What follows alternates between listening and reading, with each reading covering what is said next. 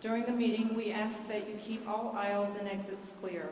If you need any assistance during the meeting, please waive the attention of one of our security officers. For the next upcoming meetings, the next Agenda Review Committee meeting is scheduled for Wednesday, January 15th, 2025 at 10:30 a.m. The next board meeting is scheduled for Thursday, January 30th, 2025 at 10:30 a.m. CPSBOE.org is updated to include the upcoming committee meeting dates, and we are excited to share that the boardroom renovations at 42 West Madison Street are anticipated to be completed for the January meetings. Both the January Agenda Review Committee meeting and board meeting will be held at 42 West Madison Street, Garden Level Boardroom. For details on how to register to speak or observe at the meetings and to learn about the speaker lottery process, please visit the Chicago Board of Education website, cpsboe.org. If you have any questions about registration or about public participation, please contact the board office for our assistance. Thank you for joining us tonight. Board Member Hardin, we are now ready for you to begin the meeting. Good evening, everyone. Welcome to the Chicago Board of Education special board meeting. Today is December 20th, 2024. We're holding today's special board meeting in the auditorium at the Coleman office, 4655 South Dearborn Street. I would like to note that the board members and senior leadership are physically present in the auditorium. Registered speakers may join us in person or virtually if they opted to do so. I'm Sean Hardin. On behalf of my fellow board members, thank you for joining us. Special board meeting for Friday, December 20, 2024 is hereby called to order. Board Secretary, please call the roll. Thank you. Member Pope? Present. Member Blaze? Present. Vice President Gardner? Present. Member Bautista? Present. Member Thomas? Present. Member Hardin? Present. I'd also like to recognize, 6 members present. We do have a quorum. I'd also like to recognize Pedro Martinez, Chief Executive Officer, Ruchi Verma, General Counsel, Bogdana Shikumbava, Chief Education Officer, and Charles Mayfield, Chief Operating Officer. Thank you. The order of the meeting will be as follows. Motion to elect the president, public participation, discussion of public agenda items, vote on public agenda items, closed session, reconvene from closed session, vote on executive session items, and then adjourn. Board Member Hardin, we will now proceed with the election of the president. Board Member Pope, do you have a motion? I do. I move that the Board of Education elect Sean B. Hardin to the office of the President of the Board of Education of the City of Chicago. Second. Thank you. I'll proceed with a roll call. Member Pope? Aye. Member Blaze? Aye. Vice President Gardner? Aye. Member Bautista? A big aye. Member Thomas? Aye. Member Hardin? Aye. 6 ayes, 0 nays. This motion is adopted by the board.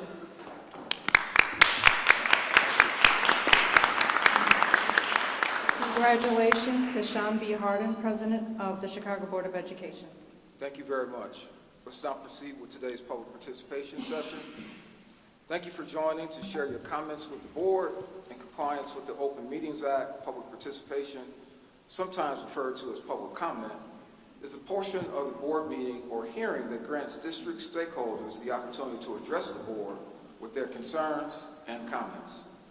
Note that public participation is a time for board and CPS senior leadership to listen and hear from you, rather than a time for dialogue with board members during or after your remarks. While we can't discuss personnel matters, public participation is a key component of transparent governance and provides us as board members, as well as senior leadership, an opportunity to listen to everyone who is signed to speak. The board takes equity of voice seriously. While we may not address your comments directly during public participation, CPS leadership is always present at our meetings and are able to address concerns as follow-ups after the meeting. As a district and as a board, we also have many other spaces for authentic dialogue. For example, each and every one of our board members host board office hours so that they can have a conversation. Please use our website, cpsboe.org, if you want to meet with board members during office hours. We encourage you to take advantage of the opportunity to meet with board members outside of a board meeting, and thank you for your attention and consideration. And as a reminder, union representatives will be allotted 5 minutes to speak for public participation, and all elected officials will be allotted 5 minutes to speak after the conclusion of public participation. Board Secretary, please share the rules of public participation. Thank you, President Harden. Members of the public who registered to speak were given the option to attend in person or via an electronic format.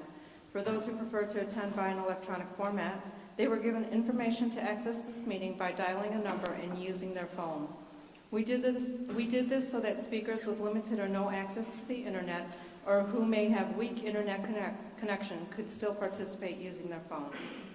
Also, members of the public may submit written comments for Board of Education meetings via the written comments form on the board's website at cpsboe.org or mail to 1 North Dearborn Suite 950. Written comments received between the day the public agenda was posted through 5 p.m. the day after the Board of Education meeting will be submitted to the board and published within 5 business days on our website at cpsboe.org. Speakers, please listen while I provide directions for public participation. I will call your name and number when it is your turn to speak. For speakers joining us virtually, as a reminder, to unmute, please enter *6. Once you hear your name, please state your name for the record. I will then start the 2-minute timer. When there are 30 seconds remaining, I will inform you so that you can proceed to conclude your remarks to allow for the next speaker to begin. For anyone standing with the speaker, please stand along the glass partitions to keep aisles clear. Thank you. President Harden, before we begin calling registered speakers from the speakers list, we do have union reps who would like to address the board. We'll begin with Jackson Potter, CTU Vice President, who is joining us virtually. Please enter *6 to unmute. Can you all hear me okay? Yes, please proceed. Great. Board members, CPS officials, happy holidays and happy Friday. We are at a seminal, critical moment. At a crossroads, we can either invest and elevate, secure and stabilize, or cut and run. We can fortify a contract ahead of a deporter-in-chief who's going to attack the most vulnerable and will stir up the primal fears of our Black and brown students, their families, our communities, and will call for vouchers, school closures, a Christian nationalist curriculum that will both misrepresent the past and jeopardize the future. However, conversely, we can secure generational benefits to guarantee a social worker in every school, every day, something we agreed to yesterday with CPS.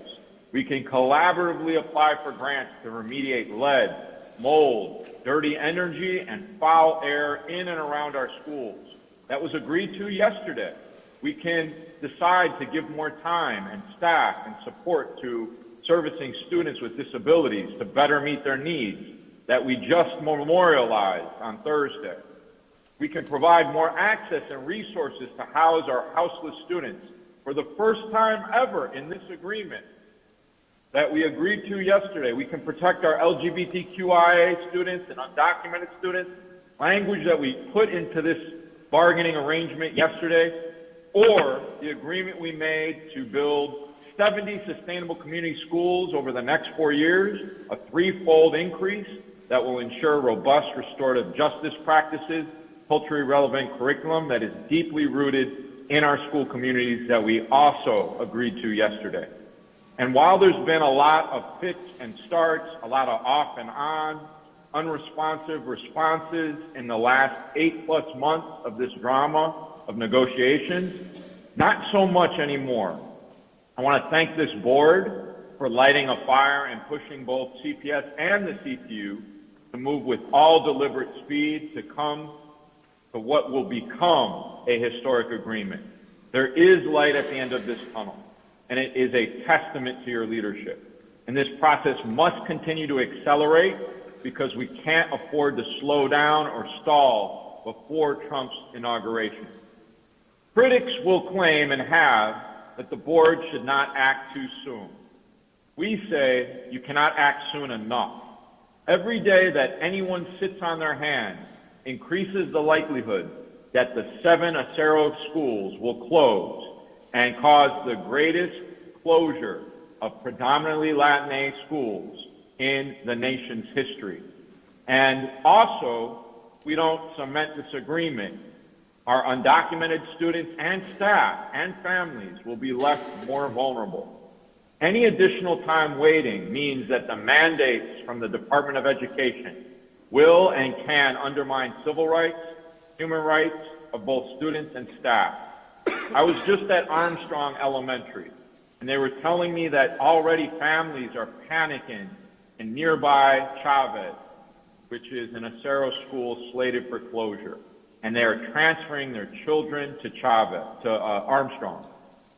Parents need and deserve certainty and support after this irresponsible action by Acero management, when they know they have the money and ability to fulfill their contractual obligations to students and families.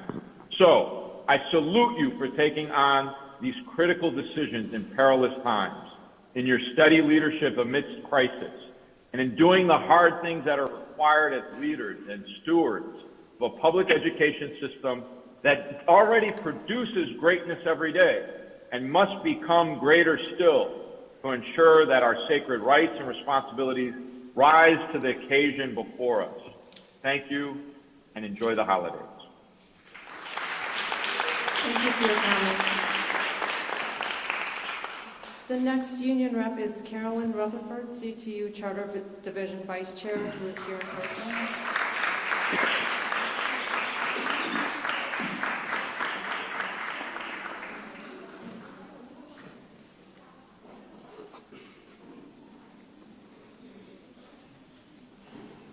There's a few of us. Just give us a second.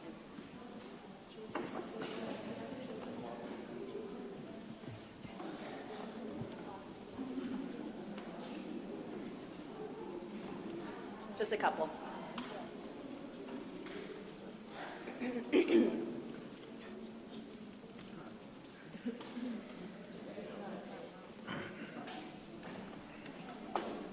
Good evening, members of the Board of Education. My name is Caroline Rutherford. I am a longtime teacher at Acero Charter Schools and the Vice Chair of the CTU Charter Division.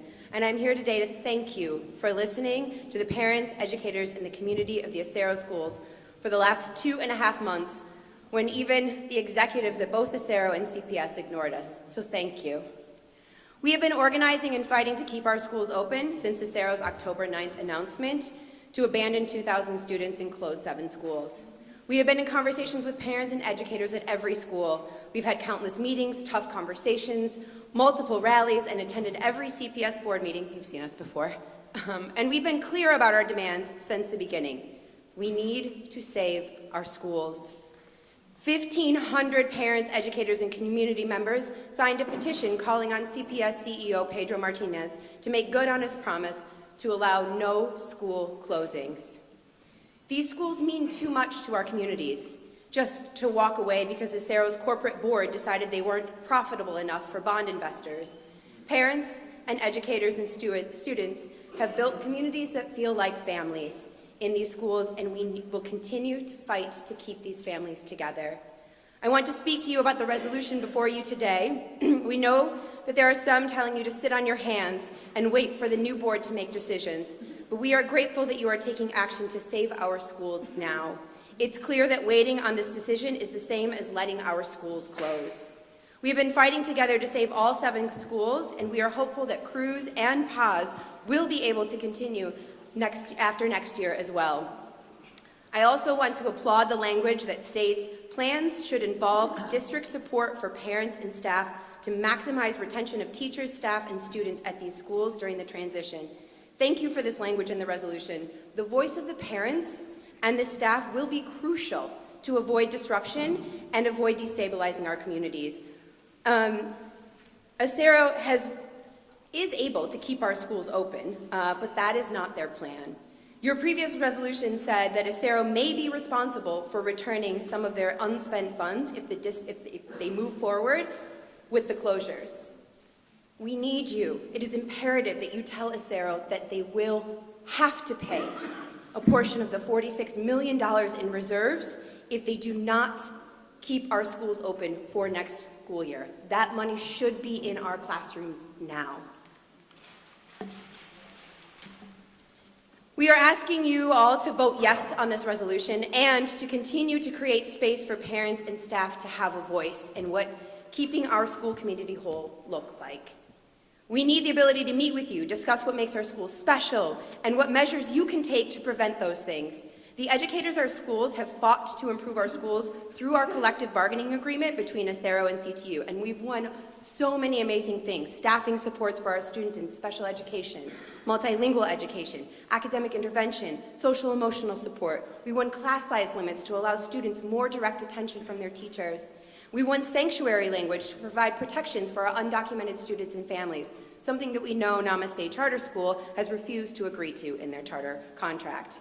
There are some similar ones reflected in the CPS-CTU district contract. And if Acero moves forward with closing these schools, we are looking for the least amount of disruption to our school communities and the pathways for parents and educators to have voice. The only option is partnering with CPS. We are here to say we need a decision and we need it now. Our students cannot wait any longer. Every day that we wait for a decision on the future of our schools causes more harm. Parents are being pressured by Acero management to move their students out of our schools. CPS needs to allow students to be transferred back into our schools if this resolution passes. Currently, Acero is refusing to let any students into the schools on that list, and they're pushing them out. Educators are looking ahead to ensure they can provide for families, and each day that passes, more people leave because of the uncertainty before us. So we urge you, vote yes on this resolution, as our schools and our families and our educators cannot wait any longer. Include parent and educator voice moving forward to retain teachers, school-based administration, and staffing You have 30 levels. seconds remaining. Demand that Acero return any unspent funds if they break their charter agreement prior to June of 2026, and do the right thing. Vote yes, and give our families some peace of mind throughout this holiday season that our students have a future at our schools. Thank you so much for listening to us, and I'd also like to know, is Acero here today? I'm gonna go with a no. Thank you for your comments.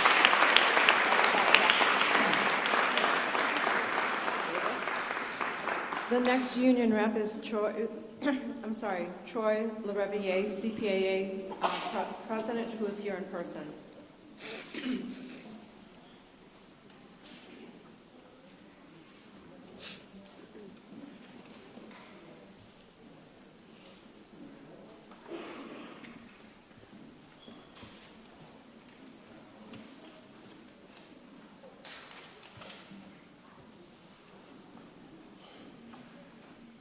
Good evening, beautiful people.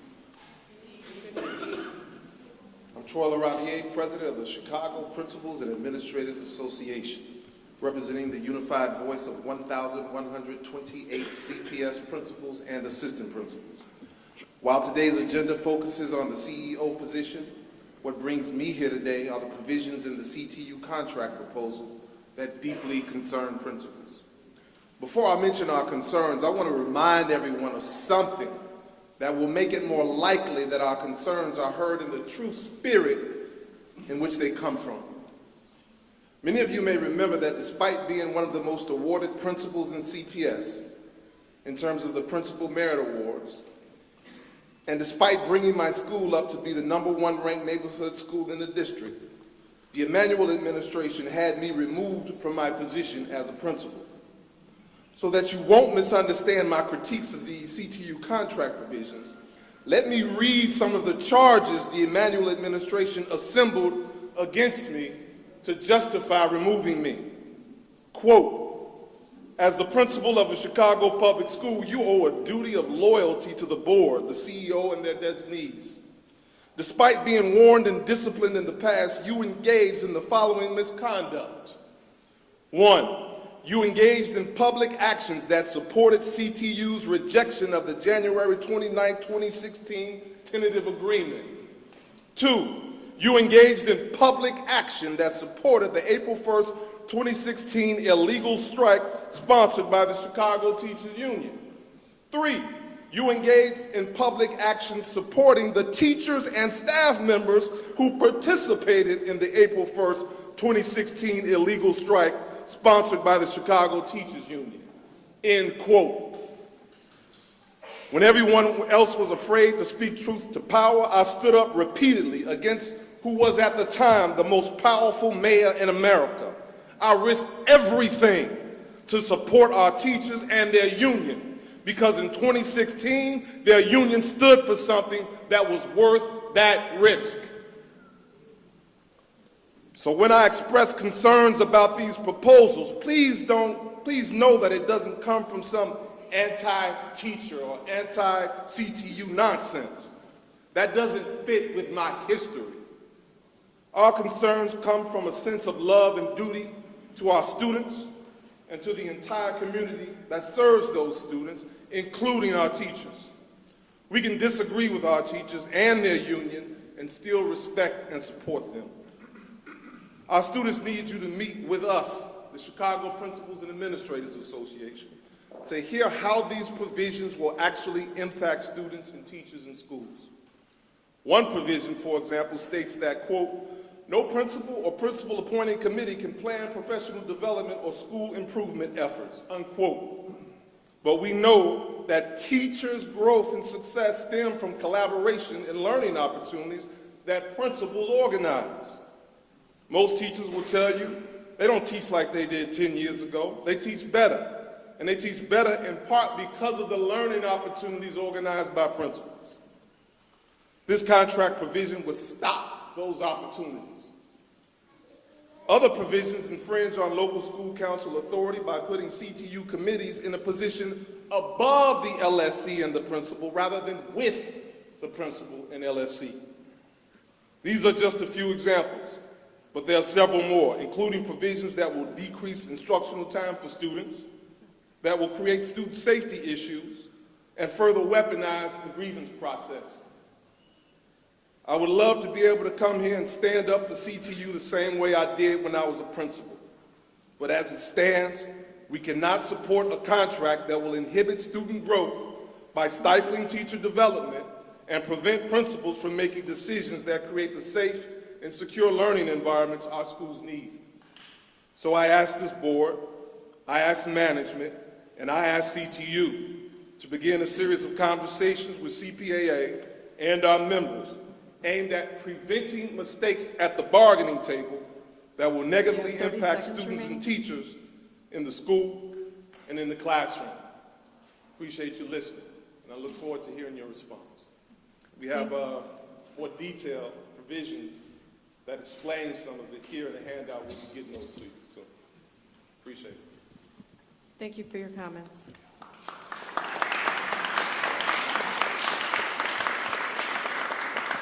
President Harden, we are now ready to call speakers from the speakers list, and we will begin with Jeff Finelli, speaker number 1.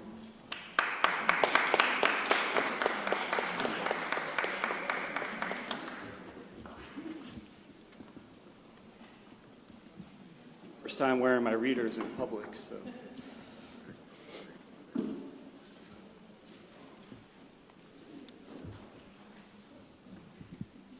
As a CPS principal, I'm here to remind us that our responsibility is to the students, and parts of the current version of the CTU contract does not do what is best for students.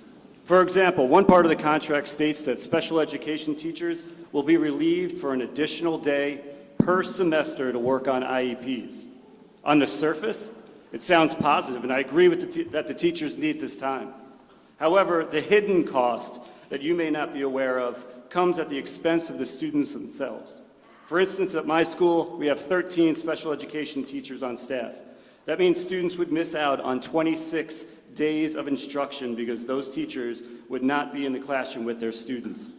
And if you multiply that by an average caseload of 8 students, that's 65,000 minutes of instruction lost. This is not what is best for students. Another part threatens to hinder the collaboration between teachers and principals and limit professional development time. Reducing this negatively impacts the ability to have cohesive school academic goals, common best instructional practices, and the ability to plan interventions for students who share teachers. Strong schools have strong collaboration and coherence, and that is what leads to higher student achievement. Limiting this collaboration time is not what is best for students. I'm also here to share the voice of my colleagues in the fight for what is right for 300,000 plus students in the district. I stand before you to remind you of the oaths that all of you signed when you were chosen to be on the board as you consider terminating CEO Pedro Martinez. Words come up like students will have the, words in your oath mention students will have the opportunity to attain their maximum potential. You will advocate on behalf of students. You will work with this chief executive officer. In my opinion, firing the CEO at this time would go directly against those parts of your oath. However, this is not just my opinion, but please take into account the voices of over 700 school leaders who signed a letter to do exactly that, to not fire CEO Pedro Martinez. Please show all of us that our voices have power and that they matter. Thank you for your time. Thank you for your comments. Our next speaker is Luz Sarama, speaker number 2, who is joining us virtually. Please enter *6 to unmute.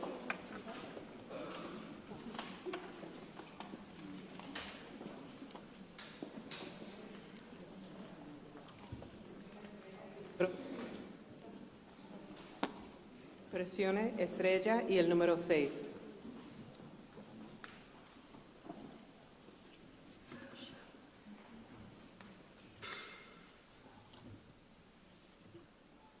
Orador número 2. Presione estrella y el número 6. Luz Sarama. Presione estrella y el número 6. Puede empezar.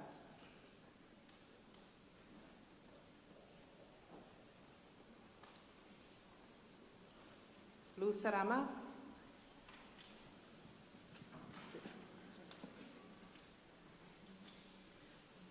President Harden, board members, we will move on to the next speaker. Seems like we're having some technical difficulties, and we will go back to that speaker. The next speaker is Anayeli Salgado, speaker number 3.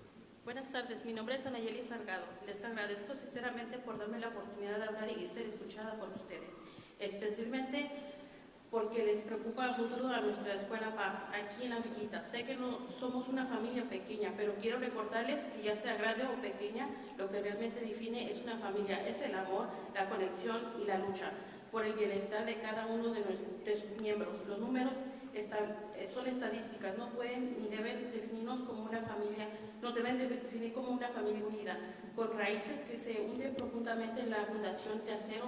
Paz fue una escuela que dio vida a acero, en un lugar donde hemos cultivado sueños y esperanzas para nuestras futuras generaciones. Sin embargo, hoy nos enfrentamos a una realidad de disminución de estudiantes. La meta que ha establecido para cerrar nuestra querida escuela, esta estrategia que se ha llevado a cabo durante años, desintegrado nuestra comunidad como poco a poco. Nos han quitado kinder, luego primer grado y ahora están amenazando con eliminar nuestro segundo grado. Este proceso no es solo un número, es una hoja de cálculo, es una parte de una narrativa que ha dejado a nuestras familias angustiadas y desmoralizadas. Por permitir ser clara, lo pequeño es poderoso. Hemos luchado por nuestra escuela segundo a segundo, año tras año. Hoy nos aceptaremos que nos borren del mapa. Somos padres, abuelos, tíos, somos una familia integrada que demanda una educación de calidad para nuestros hijos. Creemos firmemente que la educación es esencial para disminuir la violencia en nuestra comunidad. Y esto no será posible si continúan cerrando nuestras escuelas. Negarle la educación a nuestros niños es negarle su futuro. Hay 7 escuelas en peligro de cierre y estoy aquí frente a ustedes. Te quedan 15 segundos. En un criterio. Por favor, voten hoy como regalo navideño.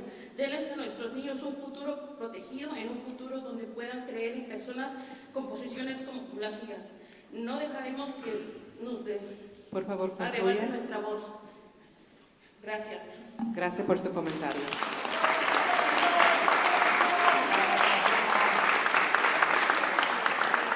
We do have a Spanish translator who will translate the statement. Good evening. My name is Anayeli Salgado. I sincerely thank you for giving me the opportunity to speak and be heard, specifically because you have demonstrated concern about the future of our school pass here in Little Village. I know we are a small family, but I want to remind you that, whether big or small, what truly defines a family is love, connection, and the fight for the well-being of each of its members. Numbers and statistics cannot and should not define us. We are a united family with roots that go deep into the foundation of Acero. Paz was the school that gave life to Acero, a place where we have cultivated dreams and hopes for our future generations. However, today we are faced with a harsh reality: the decline in students and the goal they have set to close our beloved school. This strategy, which has been carried out for years, has disintegrated our community little by little. They have taken away kindergarten, then the first grade, and now they are threatening to eliminate our second grade. This process is not just a number on a spreadsheet. It is part of a narrative that has left our families distraught and demoralized. But let me be clear, small is powerful. We have fought for our school, second by second, year after year, and today we will not accept being erased from the map. We are parents, grandparents, uncles. We are an integrated family that demands a quality education for our children. We firmly believe that education is essential to decreasing violence in our community, and this will not be possible if they continue to close schools. Denying education to our children is denying them their future. There are 7 schools in danger of closing, and I am here in front of you because I trust your judgment. As a Christmas gift, please give our children a protected future, a future where they can believe in people in positions like yours. We will not let you take away our voice.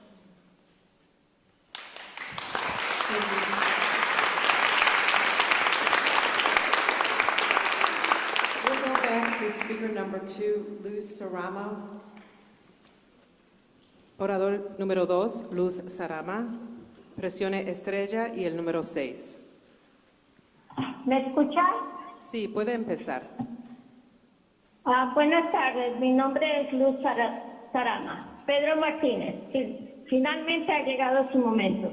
Recuerda a aquellos que perdieron su trabajo porque denunciaron el abuso de poder y las prácticas inseguras y mal uso de fondos de las pasadas administraciones de Marine Leadership Academy. Sabiendo aún el daño físico y mental que le causaron a los estudiantes, Christine Novi, Amber Dangalú, John Rosman están en CPS para que pudieran hacer más daño y desperdiciar el dinero de los contribuyentes. Nunca se preocupó por las muchas quejas y pruebas que se le entregaron, aún sabiendo el peligro físico que corrieron los estudiantes.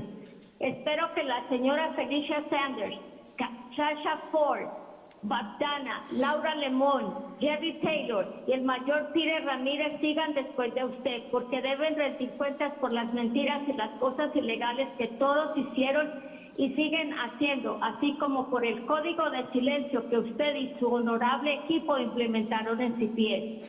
Pedro Martínez, el 25 de octubre del 2022 me quitaron mi trabajo, pero no me silenciaron, porque me negué a ser parte de un equipo de encubridores y mentirosos que solo saben poner en riesgo a los estudiantes. Usted permitió que por medio de mentiras y pruebas falsas creadas por las personas antes mencionadas me sacaran de mi posición por el simple hecho de haber reportado la anterior administración. Te quedan 30 Espero segundos. nunca olvide ninguno de los estudiantes de MLA y los que de alguna manera fuimos afectados por su falta de integridad, profesionalismo, responsabilidad, falta de empatía y ética. Miembros de la Junta, le pido hagan una investigación exhaustiva a cada una de las personas mencionadas, especialmente a Laura Lemón y Juan Carlos Saya. Muchas gracias. Gracias por sus comentarios. We do have our Spanish translator who will translate the statement. One sec.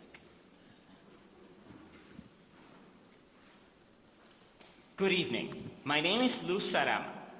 Your time has finally come, Pedro Martinez. Remember those who lost their jobs because they denounced the abuse of power and the insecure practices and misuse of funds of the previous administration at Marine Leadership Academy.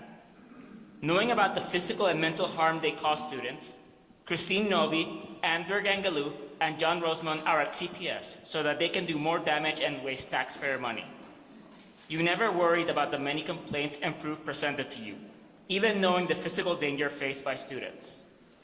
I hope Felicia Sanders, Kashasha Ford, Bogdana, Laura Lemon, Jerry Taylor, and Major Peter Ramirez follow you, because they too must face a reckoning due to the lies and crimes they did and continue to do, as well as the code of silence you and your honorable team implemented at CPS. Pedro Martinez, on October 25, 2022, my job was taken from me, but I could not be silenced because I refused to be part of a team of cover-up artists, lies that only know how to put dangers at risk. You allowed me to be stripped of my position through means of lies and false evidence created by the previously mentioned people, simply for having reported the previous administration. I hope you never forget any of the students at MLA and those who were affected by your lack of integrity, professionalism, accountability, and lack of empathy and ethics. Members of the board, I ask you to perform an exhaustive investigation into every one of the people mentioned here, especially Laura Lemon and Juan Carlos Sayas.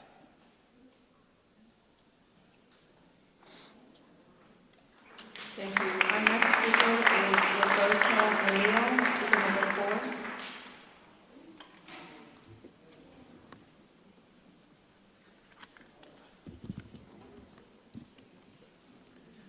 Buenas noches o buenas tardes. Mi nombre es Roberto Murillo. Estoy aquí para hacerle saber a la Junta de Educación que el señor Balcázar es asistente principal de la Escuela Solorio, donde el miércoles fui y me dijo que no había cupo para mi niña. Entonces, yo le quiero pedir a ustedes, si se supone que los niños es el futuro de este país, entonces, ¿por qué le está negando la educación a mi niña? He pedido hablar con el principal varias ocasiones, nunca se le encuentra, siempre está ausente, y ese señor Balcázar, el asistente principal, es un grosero que lo tiene hasta 1 hora, hora y media para poder hablar con él. Entonces, no es justo de que cuando llegue uno también se empiece a reír y empiece a hacer palabras obscenas en contra de una persona. Ese es mi punto. Y por favor les pido que me ayuden para inscribir a mi niña porque ella está perdiendo mucho tiempo de escuela. Gracias. Gracias por sus comentarios. We do have our Spanish translator who will translate the statement. I'm sorry, I had not gotten a statement beforehand. I will translate it as soon as possible, but I don't have it actually. Thank you. We will have the statement translated and then presented to the board members after the meeting. That concludes the speakers from the speakers list. We also have several elected officials who would like to address the board. We will begin with Tara Stamps, County Board Commissioner from the 1st District.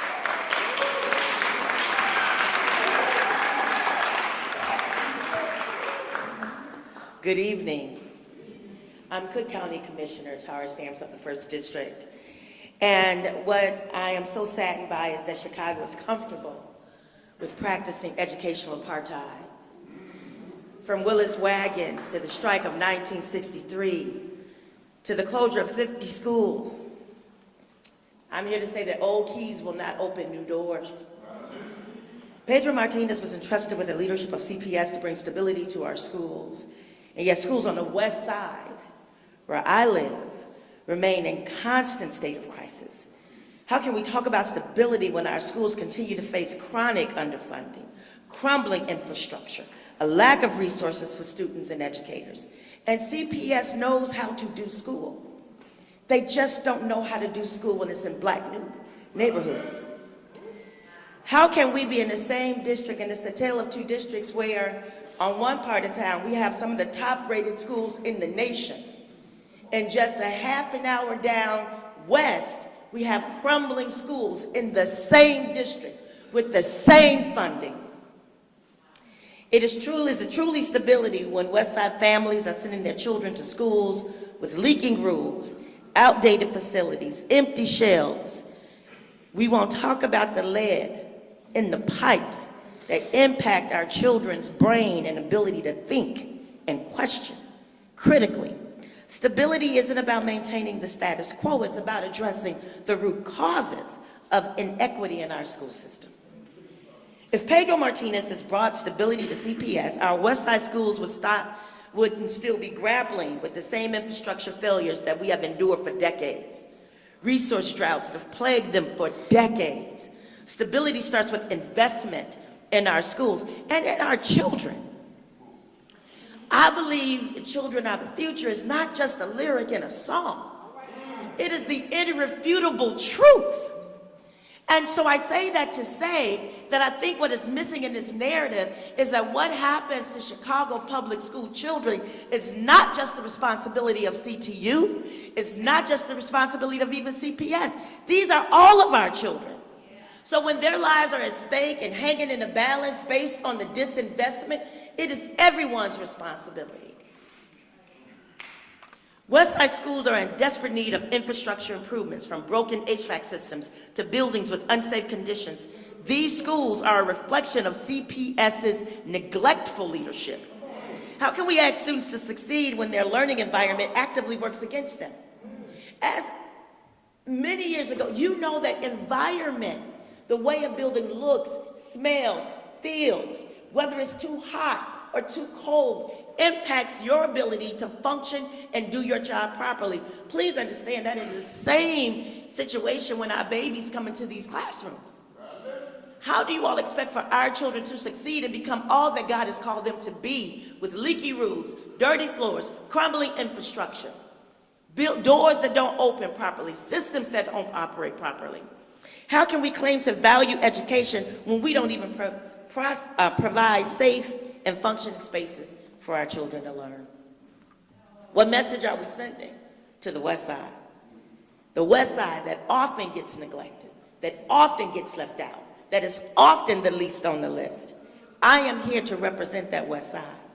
When schools don't have the tools they need, they cannot succeed. Is it any surprise that families lose faith in CPS when their children are consistently underserved and their needs are consistently ignored? How can we ask students to succeed when their learning works against them? Resources, equity is a basic expectation for any school system, but it has been ignored on the West Side. Pedro Martinez's leadership has left these schools in a drought, and our students and teachers are paying the price for that. In closing, as someone who represents the West Side, I know the potential of our students. I know the dedication of our educators. What we lack isn't talent or drive or passion or seriousness, it's leadership that fights for our schools and our children, that prioritizes our children, that prioritizes our children, that prioritizes our children. Pedro Martinez has failed to bring stability, address infrastructure needs, or prioritize the West Side in any way. It is time for CPS to move forward with a leadership that understands the urgency of now, and that these challenges and these fights for the schools that our children deserve.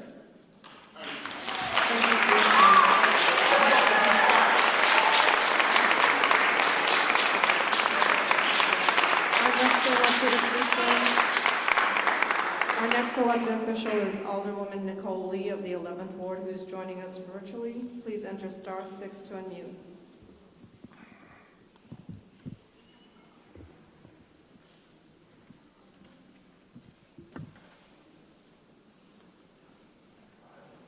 Alderwoman Nicole Lee, please enter *6 to unmute.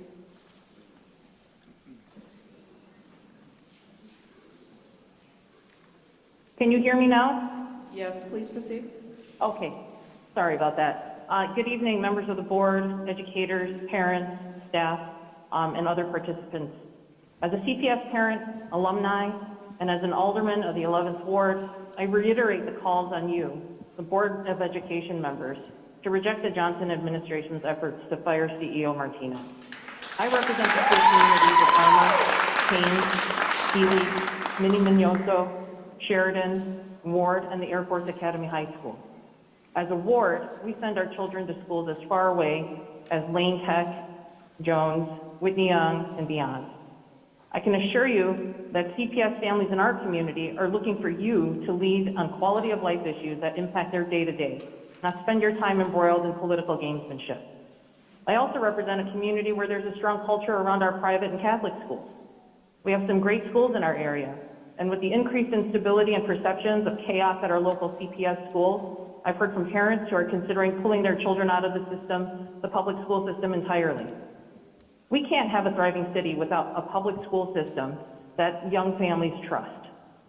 We need you, our Board of Education representatives, to stand strongly and to do the right thing to ensure that we are building a system that the public can trust.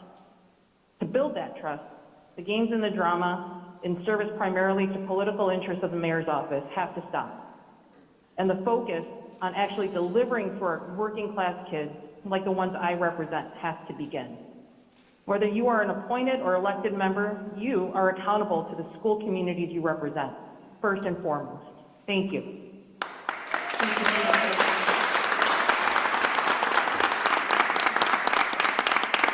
The next elected official is Alderman Scott Wagisback from the 32nd Ward. Please enter *6 to unmute. Thank you, and good evening, board members, and Mr. Harding, congratulations on your new position. I'm 32nd Ward Alderman Scott Wagisback, and I'm glad to be able to speak briefly tonight, despite the most unusual and frankly inappropriate timing called for a public meeting for CPS families. As an elected official and a parent of CPS students, I want to express my support for the work of CPS CEO Pedro Martinez, and I want to see him continue in the position he is in. I therefore ask that you avoid any unethical or arbitrary decisions to fire the CEO or push him out at this in this evening's meeting. Starting several years ago, I advocated for a fully elected school board. While we ended up with a hybrid, I ask that you respect the will of voters who took the time to vote their choices in the recent election, including for the new members of the CPS board. These members were duly elected and deserve our respect for the democratic process that took place just a few weeks ago.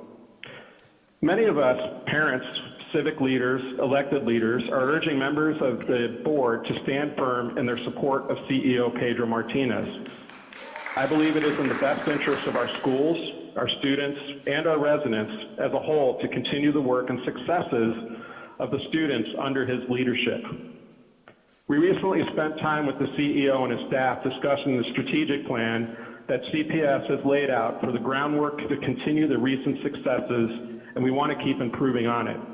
We know that the issue of fiscal responsibility is not to be overlooked as well.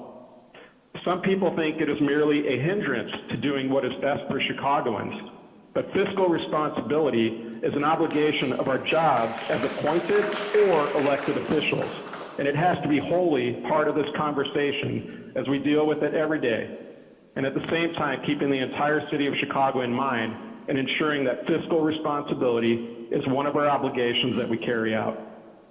Chicago Public Schools need stability and consistent leadership like that of CEO Martinez. And it is clearly in the best interest of both the city and our students and their families to keep him in place at this time. I have been through many CEOs, and CEO Martinez is one of the best that I have worked with. I thank you for your time this evening and appreciate the opportunity to speak, and again ask that no decision be made on his status as CEO in this meeting. Thank you again, and happy holidays. Thank you for your comments. The next elected from the 6th Ward who is here in person. Thank you so much, and congratulations, Mr. President, on your election. I'm here today to essentially tell the truth. A week ago, in my ward, helicopters over schools. A week ago, in my ward, kids were put in classrooms and locked down like prisoners. In my ward, 6th Ward, students couldn't leave because the school was on lockdown and didn't get home till around this time a week ago. The interesting thing about this is that these kids are supposed to go to school, but this feels like, seems like, and looks like prison. Kids are going to school with dreams, but are leaving with nightmares. I find it hard that this school is named Inglewood STEM, where my father taught at Robeson. By the way, Principal Morrow should have never been fired. Nevertheless, this school looks like kids are being prepared for prison instead of possibilities of freedom. I call this a prison pipeline experiment. How do we have a school named Inglewood STEM? There's no STEM teacher.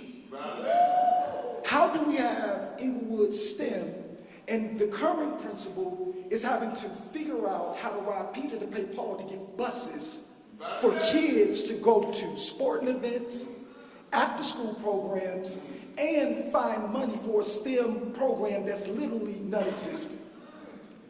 So if you take away all of these resources in neighborhoods where kids don't have hospitals, kids don't have grocery stores, the #1 economy is selling drugs, you tell me that that's not a pipeline for prison. When Pedro had a chance to go to the state, and the same way we're using all of this public money for PR stunts, instead of using that effort with support to stop prisons from being built, which used the scores of these Inglewood kids, we chose to do nothing. And so I ask all of these board members tonight that when you go back to your comfortable homes, when you rest your head on your pillows, think about the kids that had to experience prison-like conditions.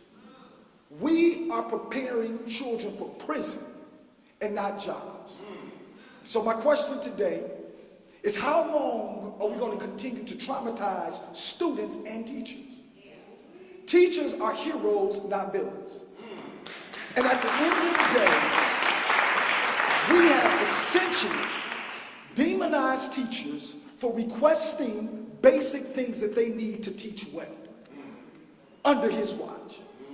And so to continue the course of this prison pipeline production, no funding, adequate funding for schools, no real state agenda, in addition to being afraid, and I get it, board members, you're afraid or you might be concerned because we've seen this stuff from this guy before. He's been to places and been fired and sued board members. Walked away with $800,000 and set the stage for a repeat of what he did when he was at his last job. So I implore you all to stand on your faith and your courage to make sure that when we look at Inglewood STEM, that's the only case study you need, that we don't continue to repeat this cycle that has failed black kids and lent them only to prison cells instead of jobs that we say that we're going to give them once they leave school.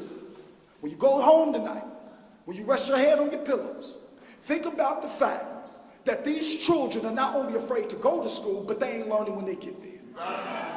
Did Pedro take none of the tests? No. But he signed off on a budget that didn't get them the teachers to teach them right. So I say, as I get ready to take my seat, that we can talk about all of this destabilization, talking points, so forth and so on. But that's what's really destabilizing schools. What's really destabilizing schools is the fact that these children don't really have a chance. We done closed schools before. We built new prisons on their watch. And at the end of the day, we have the courage to say that we are defending them. I ask that we take a serious approach at looking at what does the future look like for black kids in poor neighborhoods. And before you answer that question, ask yourself the question, did we give everything we could from the leadership down to the janitor? And if the answer is no, then I say tear it all up and build it the right way. God bless you.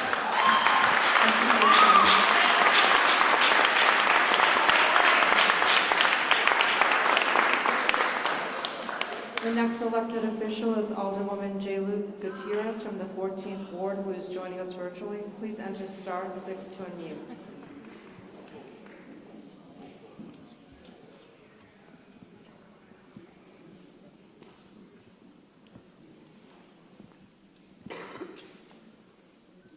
Hello, can you hear me? Yes, please proceed.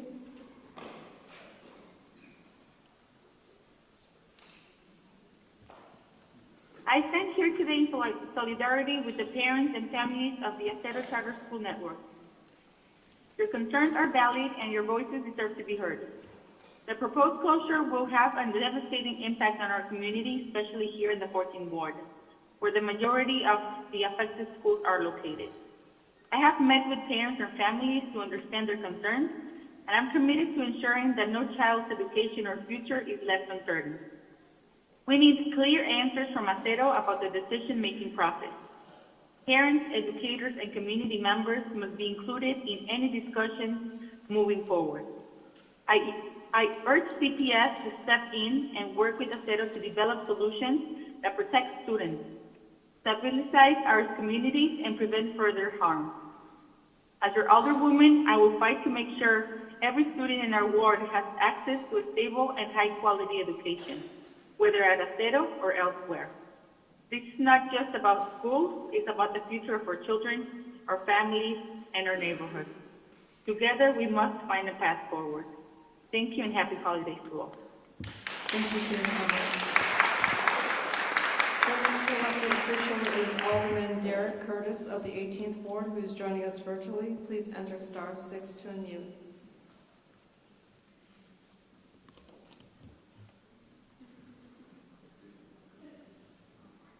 Good evening, board members. My name is Derek Curtis. I'm Alderman of the 18th Ward, southwest side of Chicago. I want to congratulate all of you new appointed members and also our new elected board.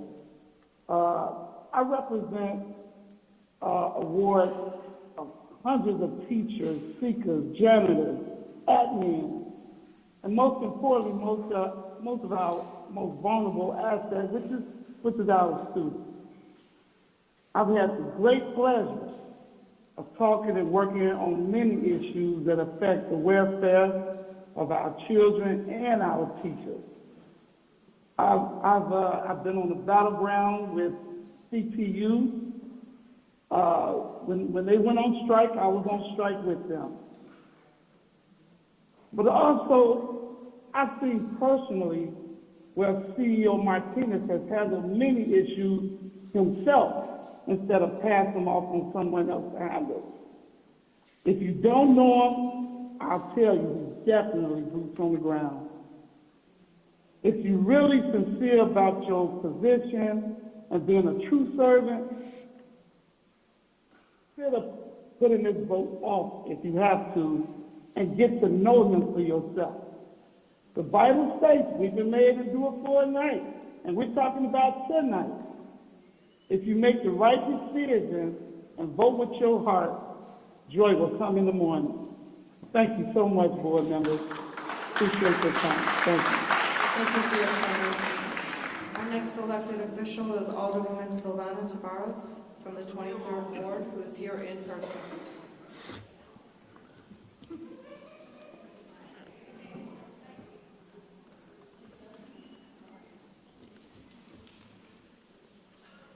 Good evening. To the members of this board, let's be honest. No amount of rationalization can lead to the conclusion that you are doing the right thing today. Politics aside, there is still a difference between right and wrong. And you know this is wrong. By carrying out the political orders of a mayor who will personally benefit from a costly union contract, you're not just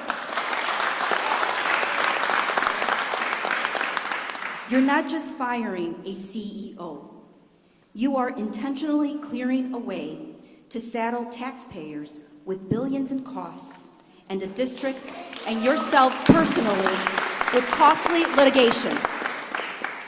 You are being used. The mayor is a walking conflict of interest. The mayor is a walking conflict of interest when it comes to CPS and CTU.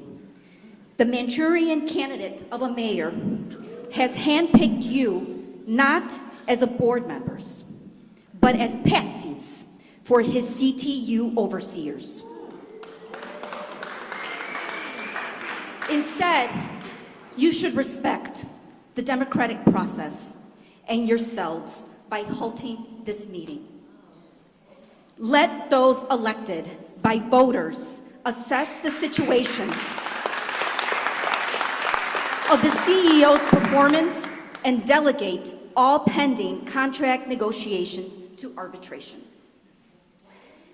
Stop hiding behind Chicago students to justify the political money grab. No amount of spin can obscure what you are about to do here. You're advocating your autonomy and self-respect by carrying out this plan, and it will dishonor your names and reputations for the rest of your careers. Do the right thing. Defer this item to the elected board. Thank you.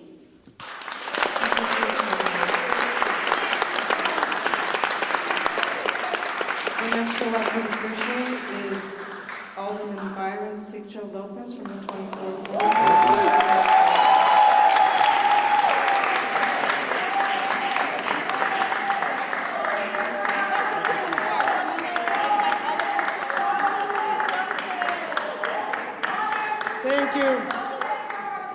Thank you very much, and good evening.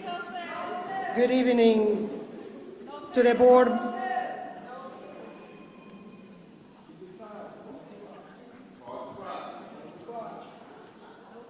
Can I get my time back?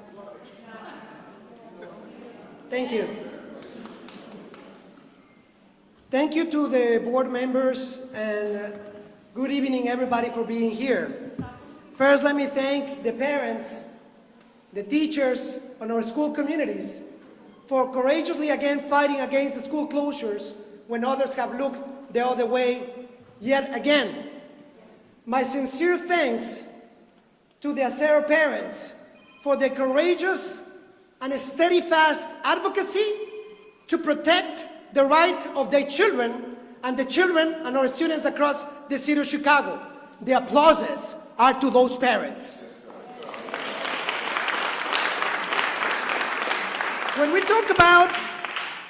talk about fiscal responsibility and some of those elected officials that are quite honestly out of touch from the reality of our communities, how can we talk about fiscal responsibility when our several administrators are putting $46 million in reserves and telling our parents that 2,000 children will be left without a school by the end of June of next year? How are we going to tell our parents, or students, or teachers that we have to wait to take action because of the political expediency of a few that continue to neglect the children of the most vulnerable communities? You heard today from parents that passed. I have 2 schools that are about to close in Pilsen and Little Village. Those children need and deserve your advocacy. They need and deserve adults coming to the table to really truly deliver on stability for our neighborhoods. I've been reading these op-eds of politicians have been members of the board or interims, CEOs, who look the other way when 50 schools close in the poorest areas of the city of Chicago. Where was the stability then? Where was the stability then? Some of them continue to use inflammatory language to refer at individual contracts for one individual as a massacre, That was certainly a massacre of our students when 50 schools closed and politicians looked the other way. Where was the call for stability? Where was the call for fiscal responsibility then? When it comes to our schools, when it comes to the poor, we see politicians coming in droves to talk. But when we come to our schools and our students, on our kids, then we see the people standing together. You see parents, you have students, and you have teachers standing together to protect our student communities, to defend us from the violence, the systemic violence, to indeed use tip dollars to developers when our schools are starved of tip dollars. $2.3 billion took two developers in 2019. Where were these people that are now calling for fiscal responsibility? Our schools, our children first. I'm not ashamed of standing up here with our parents, with our children, because public education is a right. And we're going to be here not because it's politically convenient, because our communities urgently need you to take action. We cannot wait more months for some to decide that it's convenient then to take action, because it becomes politically convenient. Because today we need you to take a steady action, to see real leadership. We said it loud and clear that we need action, not platitudes and words to protect our student communities. And we are here yet again, months after that. Our parents, our students, and our teachers are not the enemy. Are those billionaires and corporations who continue to use our school districts as the sacred cow to make themselves rich? Those are the people who are writing in newspapers and trying to manipulate us. Our communities are today together to stop the school-to-prison pipeline. We are together to make sure that our kids can dream, that our kids can have a public education. And that's what we need to make sure that you vote today for changes in leadership, for changes in CPS, for changes that keep our schools open, to make sure that our kids have a right to dream. And as Karen Lewis said, are these decisions make us stronger? Are they uniting us? Are these building people power? Then you have the decision that is right for our communities. The rest is politics as usual. It is time to act. Thank you very much.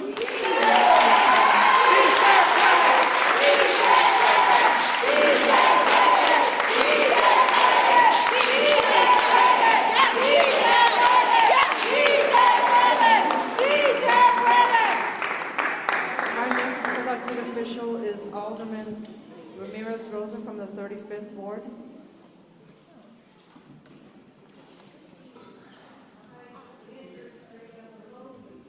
Good evening.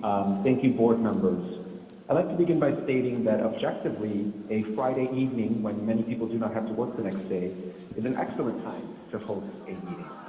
I think oftentimes meetings held early during the day limit parents' ability to participate because most people have to work 9 to 5, and many people have to work the next day if it's a late evening meeting. And so I think it's great that you all are having a meeting on a Friday evening. Objectively, this is a good time that allows more people to participate. I come today to advocate on behalf of Acero schools. It is a travesty that Acero parents have not heard from this district, do not have a plan to keep their schools open. I have met with Acero parents. I have met with the CPS CEO, Pedro Martinez, and I was very disappointed. I met with him and a number of other elected officials and leaders to hear what was the plan to keep Acero schools open. And I've been an alderman for 10 years now, and I can tell when bureaucrats are lying. I can tell when bureaucrats are talking in circles. And it was very clear from that meeting that Pedro Martinez does not have a plan to keep Acero schools open. And the fact that Acero parents are at CPS right now at the Board of Education meeting advocating for Acero schools shows that we have a failure in leadership in Pedro Martinez.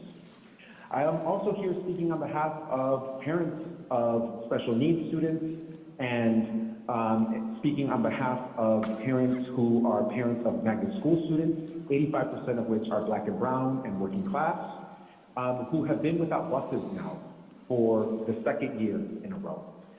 In January of this year, I sent CEO Martinez a letter asking for solutions, asking for collaboration in addressing this issue, and I received no response. Parents are having to go down to Springfield and to Washington, D.C. on their own to advocate for solutions. Pedro Martinez has not been a partner with them to address this issue. And there is no plan from CPS CEO Martinez to address the busing shortage that is impacting some of our most vulnerable students in the Chicago public schools. I'm speaking today also on behalf of parents at Inter-American Magnet School. I'm a proud graduate of Escuela Interamericana. I'm a proud graduate of our Chicago public schools.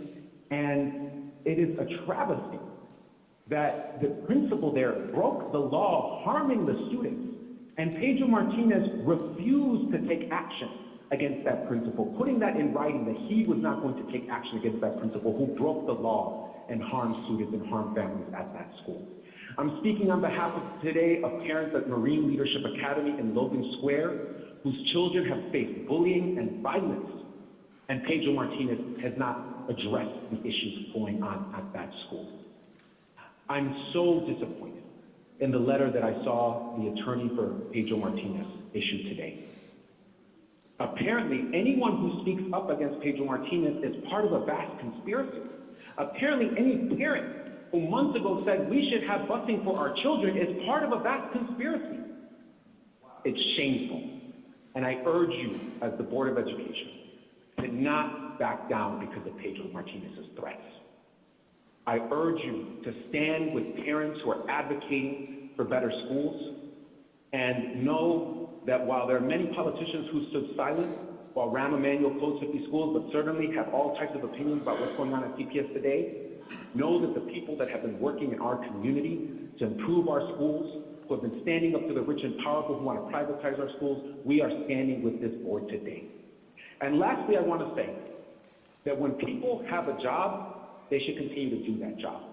Just because Donald Trump was elected should not mean that Joe Biden should stop governing and doing his job as President of the United States. You all are board members, and you all are vested with the authority to act in the best interest of our Chicago public schools. So know that you have the support of so many people in our community who are looking for change in our Chicago public schools. And we know you're under extraordinary pressure right now from some of the richest and most powerful people. You're under extraordinary pressure right now from people who wanted to close our schools, who are now saying that they want Pedro Martinez to stay there. 30 seconds remaining. Let's not fall for the okey-doke. And lastly, I want to say I'm also here with Commissioner Antiquesada. He was not sent a link, which I find very suspicious. And I think it continues to show some of the games that Pedro Martinez and his team are playing in CPS. He also joins me in these calls for change at CPS. Thank you so much. Thank you for your comments. Next elected official is Alderman Gilbert Villegas from the 36th Ward, who is joining us virtually. Please enter *6 to unmute. Good evening, can you hear me? Yes, please proceed. Thank you. And congratulations, Chairman Harden. Ladies and gentlemen, it's a shame that we are here this evening. The Friday before Christmas, while our Jewish neighbors observe Shabbat tonight, and when most of the city is preparing to relax and be with family for the holidays. This is the time that the board decided was the best to discuss CPS CEO Pedro Martinez's employment. Who in their right mind would agree with that? This is a deliberate attempt by the board, the CTU, and let's be honest, Mayor Brandon Johnson, to take substantial action when the least amount of residents are paying attention. It is ridiculous and corrupt. The same folks who cry dirty politics are now playing dirty politics. Where's the voice of the regular, everyday Chicagoans in this mess? Where's the voice of the taxpayer? It is unfortunately not present. How could it be? With the mayor polling at 15%, appointing a transitionary board, because the previous one did not fall in line with reckless, fiscally irresponsible plans for a $300 million high-interest payday loan. Not to mention the failed vetting of the former president of the board, who did not last more than a week in his seat. And add on to that, appointments by the mayor to the new board for 2025 that includes individuals that Chicagoans already voted against. What is going on here? The community is not being heard, and this process is a sham. I again ask this board, who are we serving in your temporary capacity? Do not make decisions that will impact our city for years to come.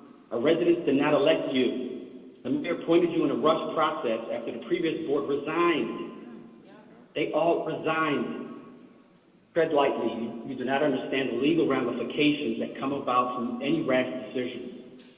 And Chicagoans do not trust that you have their interest at heart. Any judgment you make on CPS Pedro Martinez cannot be taken with sincerity. You've not been in your positions long enough to adequately assess his performance.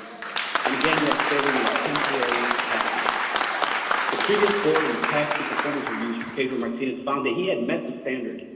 The 2022-2023 evaluation went as far as to state that under his leadership, I quote, our district was on the right track. Then suddenly, the 2024 evaluation, which was just shared 4 days ago, says that Pedro Martinez, quote, needs improvement. The basis for this assessment? Vague, immeasurable claims that are as phony as their fabrication. Mayor Johnson do not hire this policy. Future board members have publicly asked this current board to wait until the new 21-member board takes over, which is, by the way, they will be coming into their roles in less than a month. This is the board that Chicagoans elected, aside from the failed candidates appointed by the mayor. These are the folks that residents actually had a voice in putting into their positions. To not listen to them and ignore their ask is to ignore the community's voice. Who are you here to serve? Special interests or the residents of the city of Chicago? At this point, we have heard from over 700 principals, civic leaders, former and current officials, and education advocates. They support CPS CEO Pedro Martinez. Again, you're ignoring their voices. And Chicagoans are left wondering why. How can all these leaders, advocates, and stakeholders not be taken seriously? How is it that their voices are not heard? Or worse, intentionally disregarded? What we are seeing, folks, is not an illusion, it's a collusion. We are far from good faith contract negotiations now, and our full crony collusion mode. The Attorney General has been made aware of these actions that are occurring. And we will see what the state thinks about this board firing the last remaining voice of the public in this process, Pedro Martinez. Because we know what this is all about. Once Pedro's gone, the negotiations are no longer negotiations. It's simply the CTU earmarking their own Christmas wish list on the taxpayers' dollars. And with that, I conclude my comment. Thank you. Thank you for your comments. The next elected official is Alderman Nicholas Sposato from the 38th Ward, who is joining us virtually. Please enter *6 to unmute. Okay, yeah, I'm sure you all can hear me. Yes, please proceed. Okay, thank you very much. Thank you, President Hardin and member of the board, for this opportunity to speak. I really appreciate it. I would like to start off by letting you know, my name is Nicholas Sposato. I'm an alderman who's in his 14th year now, won 4 elections, and here I am. I'm a former student myself, former parent, and I'd like to start off by saying shame on Acero for the way they're affecting these 2,000 students and these 7 schools. This is just a shameful action, very disappointed. I'm sure somebody from there is listening in. You have to do something to save these schools and keep these schools open. I also say shame on you, board. You couldn't have picked, like my previous colleague just said, you couldn't have picked the worst time to have this meeting, the Friday night before Christmas. People are shopping, people are going to parties, people are preparing for the holidays. So, shame on you guys also for picking this night. It's a terrible night.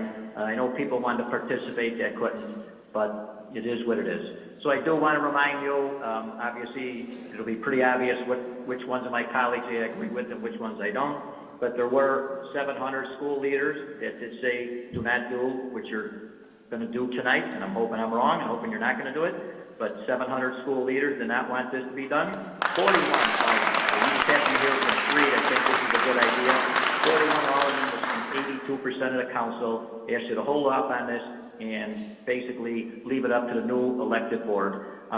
We have an election process. I did support an elected school board, but I didn't support it for something like this to happen. A bunch of, well, I'm going to call you political hacks that are stepping in to do some dirty work. So I just say this is a critical time in our school system.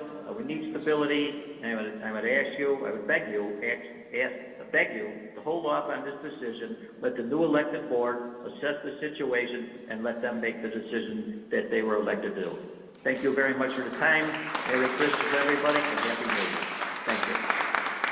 Thank you for your comments. The next elected official is Board Member-elect Jennifer Custer from the 1st District, who is here in person.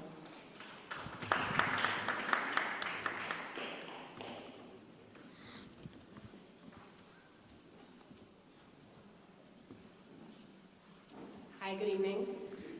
My name is Jenny Custer, and I am an elected board member from District 1. Many of my fellow members have previously made comments already, but I come here today not necessarily as an elected official, but as a parent. My desire to run for the school board was grounded in the idea that I could make a difference in creating a quality education for my family and so many of the other families here in Chicago. My duty as a mother is to protect my children and give them the very best opportunities that I can for their success.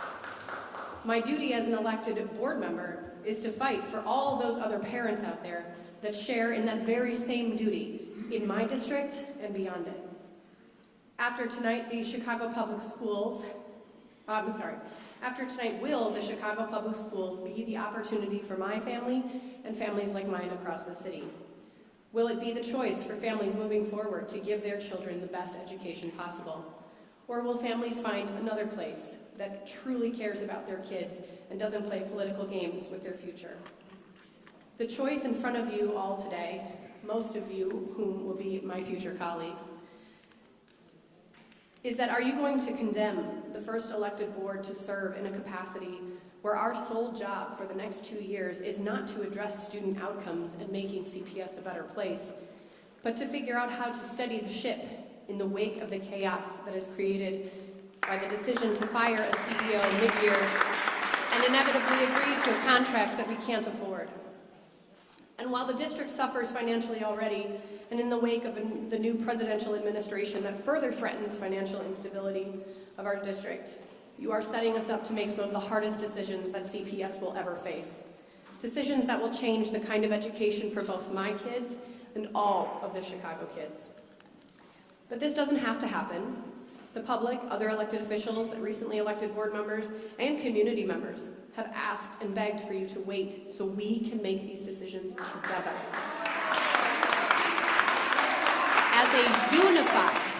As a unified board, we asked that we talk about these decisions and what the future looks like before you cut it off at the knees. History will remember you 7 in 2 different ways tonight. You can be a group of individuals who welcomed in a new era of governance with the first representative board to serve the Chicago Public Schools and make decisions together. Or you will be remembered as the 7 people who, after years of climbing out of a pandemic hole, plunged CPS back into debt and decimation. So tonight, I'm going to go home and tuck my kids into bed, and I'm going to reflect on what the outcome is from the 7 of you. Will I figure out how to live with the reality that instead of working to improve their educational possibilities, we will figure out ways to reduce the harm of from the unelected board, or will I be inspired by the courage you all had today to do the right thing? Will we be expanding opportunities, or will we be taking away extracurricular activities like art and music and STEM? Will we be improving our children? Will we be improving how our children get to school, or will we be taking away transportation and services? Will we be putting librarians and counselors in every school, or will we be furloughing staff and asking them to do more with less? This is the future for my children. This is the future for your children, your grandchildren, your nieces and nephews, and for the city's children. You decide what we do for the next few years. Do we work together and expand, improve, and grow? Or do we battle to keep the essential services and experience for our students who need them the most? Thank you for your comments. And our last elected official is Board Member-elect G2 Brown from the 10th District.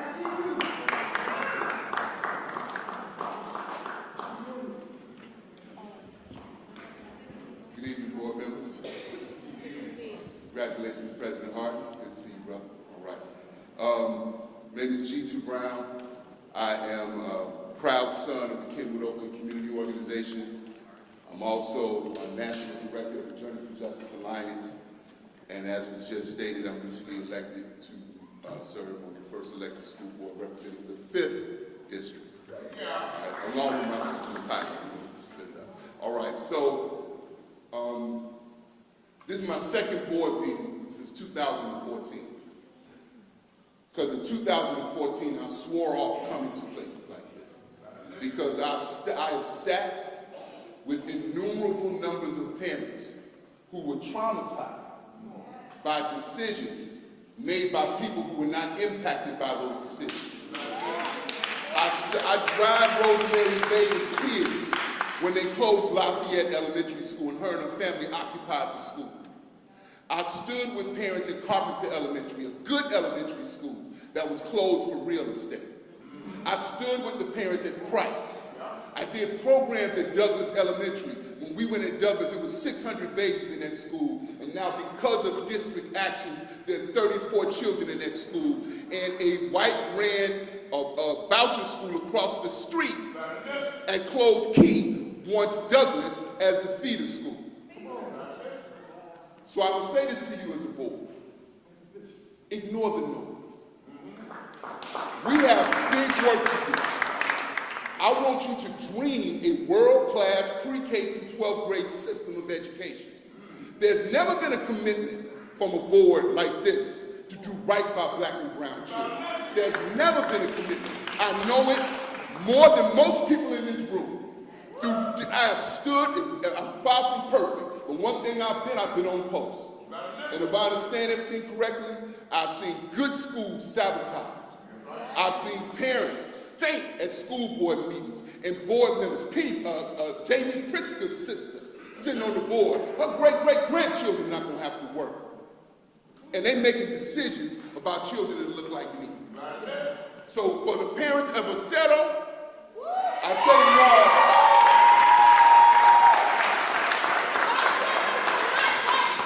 Gigi Brown is este hermano. Sí se puede.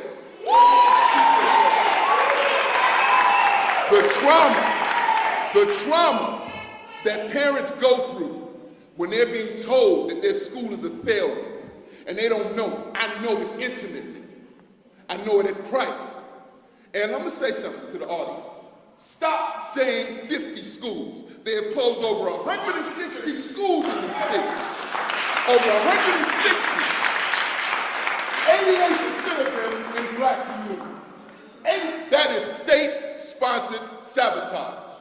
And I say that we have a more righteous purpose. And that righteous purpose is to look at the commercial club and say, you no longer have a place here. All right? Because the commercial club wrote the plan to close 100 schools through Renaissance 2010. So when people are making noise, when Paul Vallis is making noise, when Arnie Duncan is making noise, when whoever is making noise, I want you to understand, consider the source. Paul Vallis should never be able to hold public office again.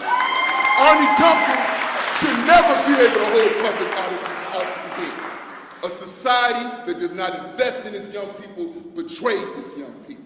So when I walk on the west side now, I look those young people in the eye and I got a duty to them. How can I call myself, how can we call ourselves adults and we watch our children get sabotaged? We watch schools, our young people, and particularly black children, not get what they're supposed to get. You remember me, brother, from Mollison, President Harden, when they tried to close Mollison 3 times. And those parents came and had to fight for 6 months to save their school. Nobody should have to go through that. So I'm saying to you, and I wrote my stuff down, but I didn't want to say, I want to say, respectfully. You have 30 seconds remaining. All right. Respectfully, Barbara Bird Bennett was an ELOP Road, from the ELOP Road Institute. Arnie Duncan, John Claude Bazar, Michelle Reed, these people that are prepared to tear down public school systems, that's where they learn. The privatization movement has its own infrastructure. Where is our infrastructure for equity? Where is our infrastructure for us? And so, I'm saying to you, sisters and brothers, ignore the noise. You got work to do. And please, please consider the source. And the work that you got to do for Aceto is urgent. You don't tell people who are fighting to save their schools to wait. Last thing I'm going to say is this.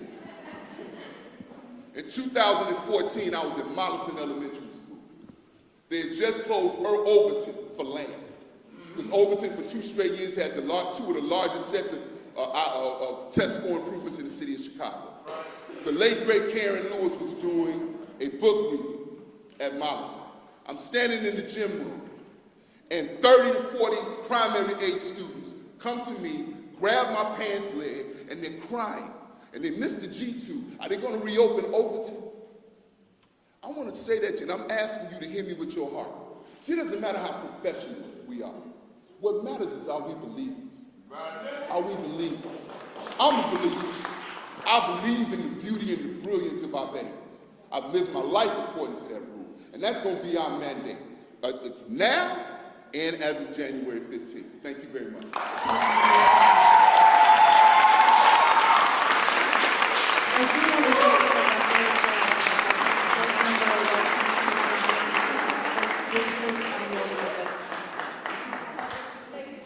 This concludes public participation.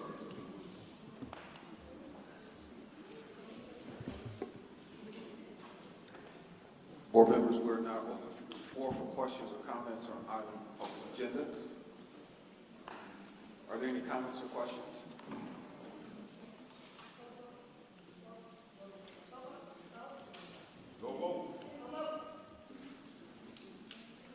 Thank you.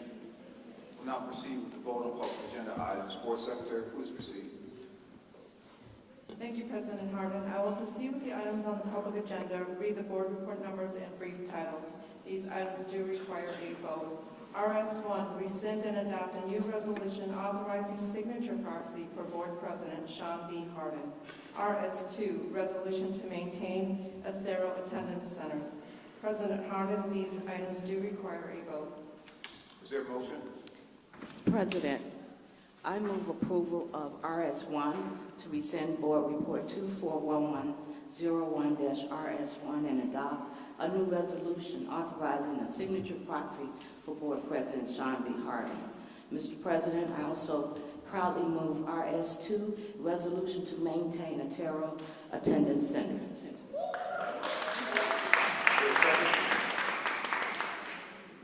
So moved. I'll proceed with a roll call. Member Pope? Yes. Member Blaze? Aye. Vice President Gardner? Yes. Member Bautista? Yes. Member Thomas? Aye.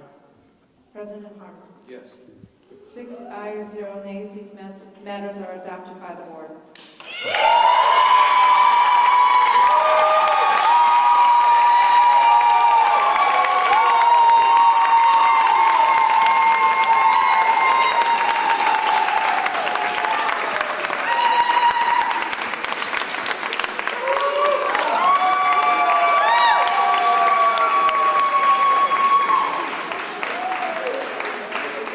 President Harden, there are no further items on the public agenda. We will now move into executive session. Board Member Thomas, do you have a motion? I so move that we move into executive session. I second the motion. To read the entire motion, please. Board Member Thomas, in order to move into motion, please read the entire motion.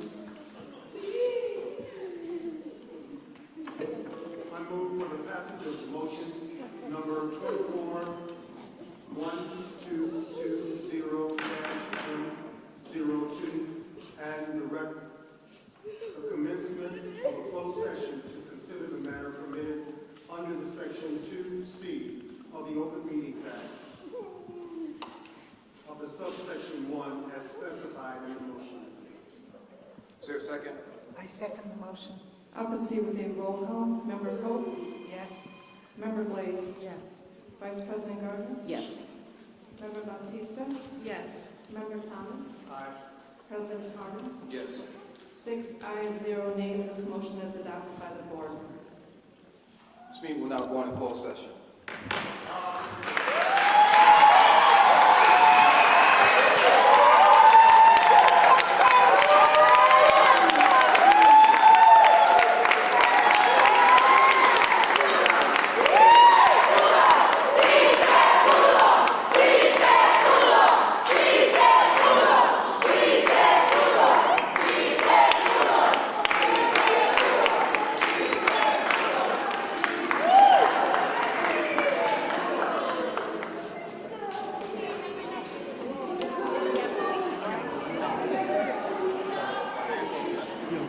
Okay.